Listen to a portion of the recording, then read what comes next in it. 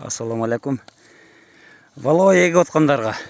Валойды ортоңқы зона, жалысам жоғарғы зоналарға тіксеңіздер жақшы болады.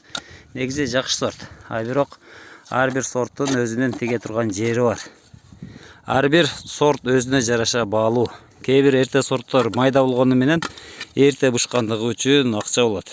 Валойлор чоң болгондугу үчүн модадан ушуга чейин кала элек. Туугандар, эгерде сиздер дагы көчөт тигип аткан болсоңуздар, келечекте тренд боло турган свит сорттордон тигиңиздер. Ысык жерлерде болсо эрте бушар свиттерди, ортоңку зонага кеч буша турган, чоң боло турган сортторду тигиңиздер.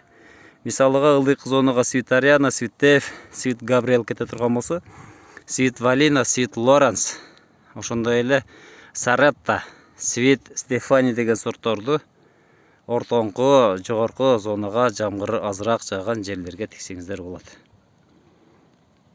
Биз азыр свит Саретта менен свит Стефани гиластарын отургузуп жатабыз. Бул жерде мурда валовой бак болгон.